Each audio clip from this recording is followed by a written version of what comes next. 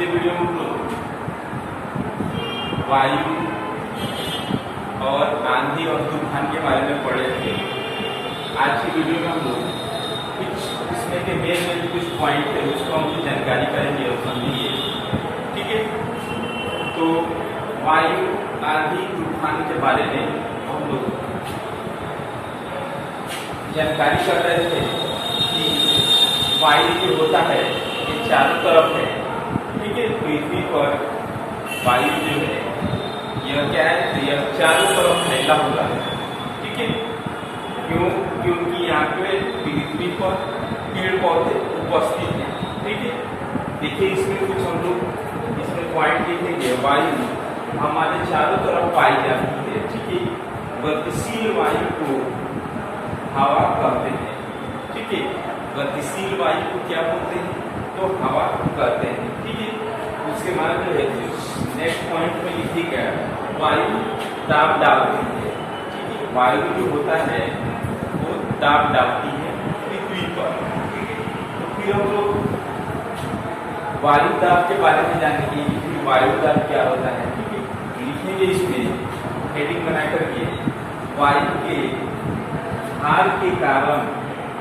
ठीक है, वायु के भार के कारण पृथ्वी पर जो दबाव पड़ता है उससे वायु दाब कहा जाता है। ठीक है, जैसे पृथ्वी पर हम लोग हैं स्थित हैं, यह प्रक्रिया जो है क्योंकि यहाँ पे पृथ्वी पर वायुमंडलीय दाब है, इसलिए हम लोग एक स्थान से दूसरे स्थान पर जा सकते हैं या बात कर रहे हैं सुनाई दे देगा। ठीक है, लेकिन ये प्रक्रिया जो है आप लोग चांद पे चले जाइएगा। ठीक है, ये प्रक्रिया वहाँ पे नहीं पाया जाता है। ठीक है, क्योंकि वायु दाब वहाँ पे नहीं पाया जाता है। एक व्यक्ति मान लीजिए कुछ बोल रहा है, दूसरा व्यक्ति को क्या होगा कि वहाँ पे सुनाई नहीं देगा क्योंकि वहाँ पे वायु का दाब नहीं है, यानी वायुमंडलीय दाब नहीं है। या दूसरा प्रक्रिया जैसे मान लीजिए कोई एक जगह से दूसरे स्थान पर जाए तो वो संतुलित नहीं जा सकता है। ठीक है, वहाँ पे जो भी व्यक्ति जाते हैं, जैसे वैज्ञानिक लोग भी जाते हैं, क्या करते हैं जी, तो अपने विशेष यंत्र विशेष ऑक्सीजन वगैरह लेकर के वहाँ पे जाते हैं और एक स्थान से दूसरे स्थान जाने में क्या होता है, हवा में लोग उड़ाने लगते हैं। ये सब प्रक्रिया जो होता है क्या चांद पर पाया जाता है। तो हम लोग को क्या है, तो हम लोग को पृथ्वी पर वायुमंडलीय दाब है, वायु दाब है, इसलिए एक स्थान से हम लोग दूसरे स्थान तक जाते हैं और कुछ भी बोलते हैं एक व्यक्ति से दूसरे व्यक्ति में क्या होता है, सुनाई पड़ता है। ठीक है, तो वायु दाब का कारण। ठीक है, उसके बाद से हम नेक्स्ट जानेंगे नेक्स्ट पॉइंट। वायु गर्म होने पर फैलती है और ठंडा होने पर सिकुड़ती है।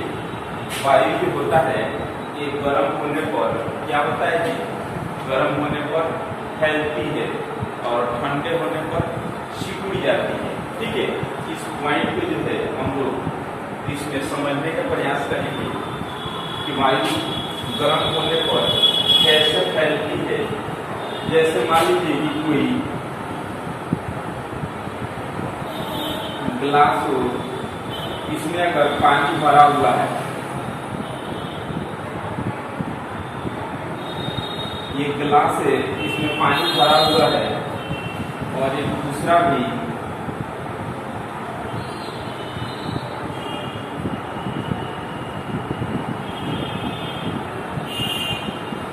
इसमें भी पानी भरा हुआ है।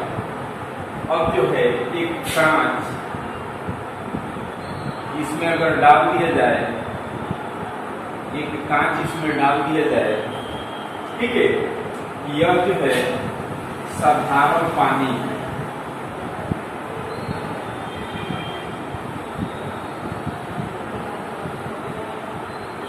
यह जो है साधारण पानी यानी पीने वाला पानी इसमें रखा जाए और इसमें जो है इस तरह का पानी, तो इसमें जो है गर्म,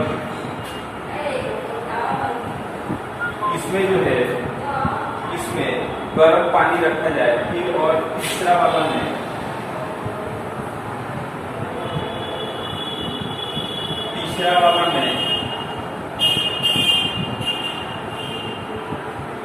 काफी ठंडा, तीसरा वाला में काफी ठंडा पानी रखा जाए, इसमें भी कांच एक लगा दिया जाए, इसमें भी लगा दिया जाए, ठीक है। और कांच में जो है ये क्या किया जाए, इसमें गुब्बारा लगा दिया जाए, ठीक है। इसमें अगर देखिएगा कि गुब्बारा लगा दिया जाए और इसमें भी गुब्बारा लगा दिया जाए, तीनों में इस प्रक्रिया से हम लोग क्या करेंगे, समझेंगे कि वायु गर्म होने पर कैसे फैलती है और ठंडा होने पर पिघलती है। तो देखिए साधारण पानी होगा जो पीने वाला कल से जैसे निकाले तो पानी के साधारण पानी, ये पानी में देखिएगा कि गुब्बारा जो होगा क्या होगा, जैसे हम लोग लगाए वैसे पहले की स्थिति में ही रहेगा, लेकिन ये जो है गर्म पानी, इसमें जो है अगर इस कांच के नली में क्या करेंगे, इस गुब्बारा को लगाएंगे, ठीक है। गुब्बारा को इस कांच के नली में लगाएंगे, एक गर्म पानी है, गर्म पानी के साथ एक कांच में, तो देखिएगा कि गुब्बारा जो होगा क्या होगा जी, ये फूल जाएगा, ठीक है।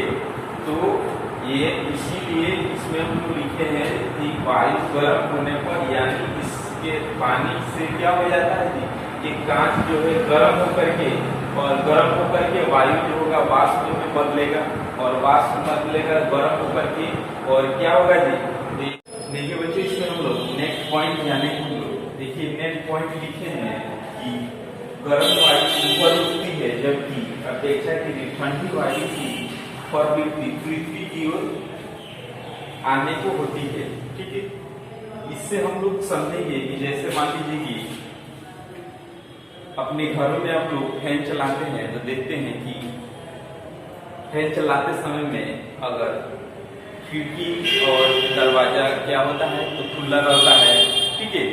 तो फैन से जैसे ही चालू किया जाता है तो क्या होता है, हवा जो है गर्म होकर के ऊपर उठता है, ठीक है, ऊपर उठता है, और जो बाहरी हवाएं होती है खिड़की से जंगले से, वो क्या होता है जैसे ही अंदर प्रवेश करता है, जैसे ही अंदर आता है तो क्या होता है, किसी भी व्यक्ति को जो उस रूम में रह रहा है उसके क्या हो जाता है, तो ठंडा महसूस होता है। लेकिन यही अपेक्षाकृत आप चारों तरफ से खिड़की बंद कर दीजिए और चारों तरफ से अपने दरवाजा बंद कर दिए, उस पास फैन चालू करके देखिए तो क्या होगा, एक प्रकार का उसमें गर्मी महसूस होता है, ठीक है।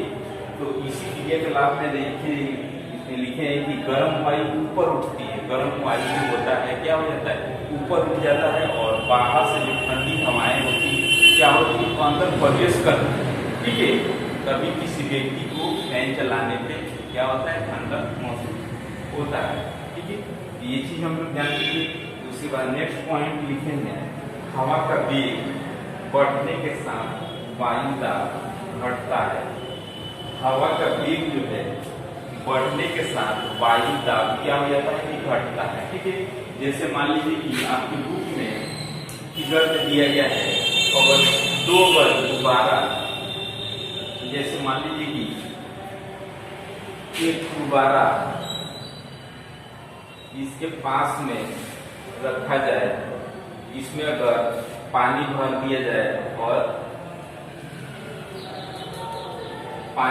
जाए और ऑक्सीजन से क्या किया जाए, इसको फुला दिया जाए, और दूसरा भी इसको क्या किया जाए, इसके पास में इसको भी पानी भर दिया जाए और इसमें ऑक्सीजन भी भर दिया जाए, और इसको जो है यहाँ पे कोई व्यक्ति अपने मुंह के माध्यम से इसको क्या करेगा, अपने मुंह के माध्यम से जैसे ही यहाँ पे वायु का वेग यानी वायु जैसे ही फूकेगा अपने मुंह से, तैसे क्या होगा जी, ये अपने पास जो है जैसे ही वायु का वेग बढ़ेगा, इसका दाब जो होगा क्या होगा, इसका दाब जो होगा घट जाएगा। घटने के कारण ये क्या होगा, थोड़ा पास में आएगा, ठीक है। यही जो है लिखे हैं कि हवा का वेग बढ़ने के साथ वायु का दाब जो होता है क्या होता है, घट जाता है, ठीक है। तो ये कुछ इस चैप्टर में मेन कुछ पॉइंट है, तो आप लोग इसको लिख लीजिए। तो आज की वीडियो में इतना ही, आगे जो है कल और यानी